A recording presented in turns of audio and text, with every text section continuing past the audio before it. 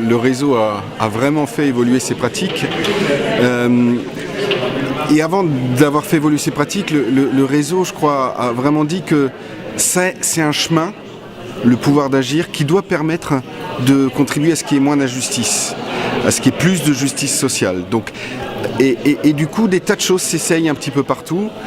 Ce qu'on a pu mesurer, c'est que une des pratiques, je crois que vraiment le réseau a fait évoluer, c'est on est en train de lâcher l'envie de faire venir les habitants dans les centres sociaux et on est en train d'aller, de se dire qu'il faut aller à la rencontre des habitants là où ils sont, et notamment ceux qu'on voit moins bien, et que l'objectif c'est pas d'avoir des gens dans les centres, mais c'est que le centre soit utile aux habitants, et que s'il faut aller dans la rue, s'il faut aller à leur rencontre, ça va bien. La bascule se fait petit à petit, notamment sur cette pratique-là, je crois. Ouais.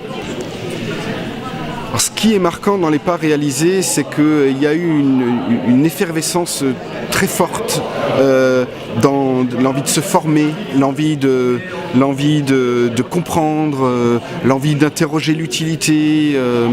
Donc là, vraiment, il y a eu une vraie effervescence dans tous les sens. On s'est formés les uns les autres, on a formé d'autres gens du réseau qui sont eux-mêmes reformés, qui essayaient des choses sur le... Ça fourmille. Notre présidente parlait de ruche, c'est un peu comme une ruche le réseau sur cette question-là.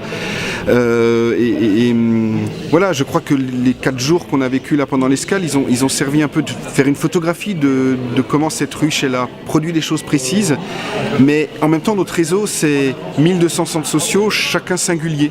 Et donc voilà, chaque abeille fait son travail dans son coin et ça bourdonne vraiment partout, quoi. Je crois qu'on pourrait parler de ça plutôt que de voir un pas dans le réseau.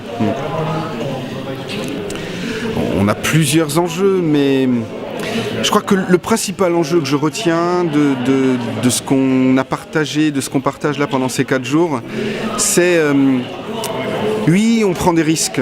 Oui, parfois ça peut faire peur. Parfois on a peur d'être perçu comme un contre-pouvoir. Parfois on se dit mais est-ce qu'on risque pas d'instrumentaliser des habitants? On a plein de raisons de ne pas y aller. Et je crois que le principal enjeu, c'est de se dire, de faire ce que Yann Le Bossé appelle le pas proximal, c'est de faire ce pas qui est possible, et puis on verra bien ce que ça donne, et si on s'est trompé, c'est pas grave, on régulera, mais on avance. Donc osons, allons-y, puis on est prêt. Arrêtons de vouloir tout sécuriser pour y aller, faisons le pas, regardons ce que ça donne. Et puis si on s'est trompé, on se le dira, c'est pas grave, et avec les habitants ils peuvent comprendre, il n'y a pas de souci.